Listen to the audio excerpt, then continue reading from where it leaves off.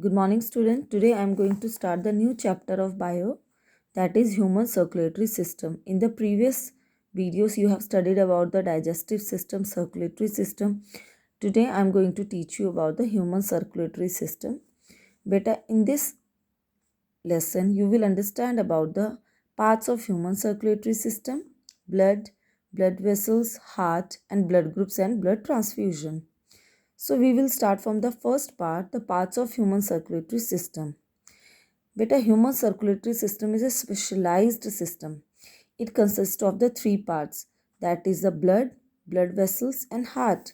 Blood is a circulating fluid that flows in the blood vessels. Blood vessels are the fine tubes which carry the blood, and the heart is the main pumping organ which pump out the blood with high force. Now we will start from the first one, blood. So what are the functions of the blood, or why blood is necessary? First, beta, transport of nutrient. All the nutrients are transported to different body parts are with the help of blood only. Transport of respiratory gases. You know that we take in carbon dioxide and exhale oxygen. So these gases are transported from the lungs to the tissue, and carbon dioxide from tissue to the lungs through these blood vessels only. Then transport of waste material. You know that our cells died and different waste produced during the different activities. So the blood transports waste from the tissue to the kidney for the removal from the blood. Then transport of hormones, mineral, vitamin and water. So blood also transport these substances from one part of the body to the other. Then last and most important function of the blood, to regulate the body temperature. Since blood connect all parts of the body, it pick up heat from one part and dissipates it on the different body surfaces. It brings uniform distribution of heat to the all body parts. So what you have to learn? You have to learn the functions of the blood: transport of nutrients, transport of respiratory gases, transport of waste products, transport of hormones, mineral, vitamin and water, and fifth one, regulation of body temperature. And then protection against the disease. So blood also plays a vital role in the immunity also.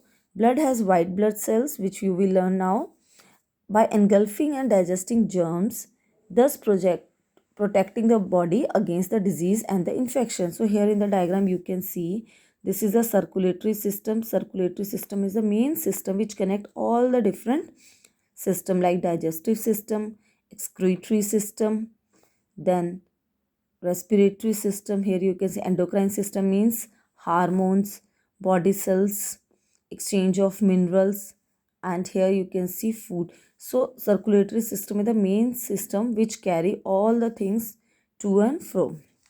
Next, what is its composition? So composition of blood. You know that blood is of red color, and blood is a fluid connective tissue that circulates in the whole body. It looks red in color due to the presence of pigment hemoglobin present in the red blood cells.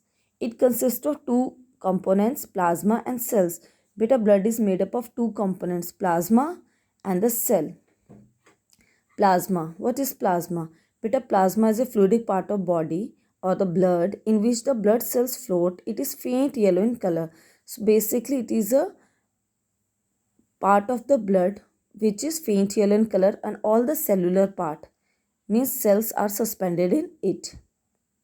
Blood plasma forms about 55% of the blood, while blood cells form the 45% of the blood, and adults contain about 5 liters of the blood. So here you can see two parts, plasma and cell.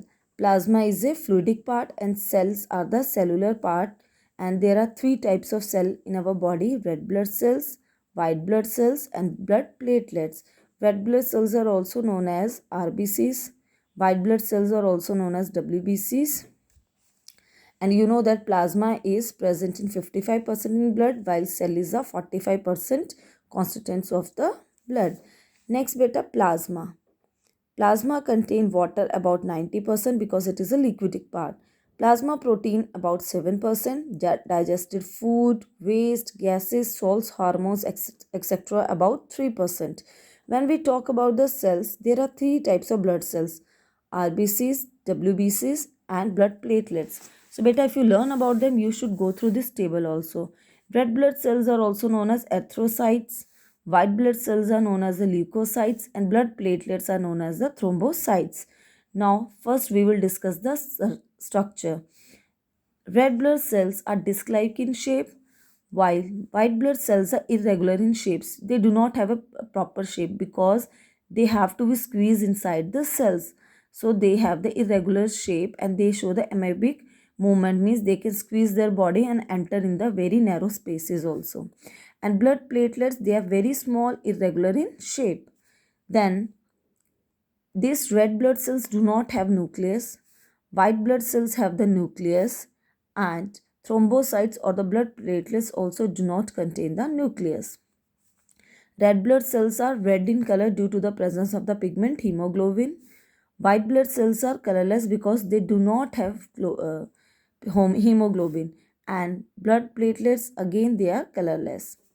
Then beta, what is the main function of the red blood cells? They transport oxygen to all parts of the body. While white blood cells protect the body against the disease and infection, and thrombocytes, they help in the clotting of the blood. What is clotting of the blood beta? You know that when your finger cut, after few time you can see the blood stop oozes out from that part, because our blood clotted itself. We have a mechanism where our body can have the clotting system so that blood stop oozing from the wound or the place where it was cut. Now this table you have to beta learn.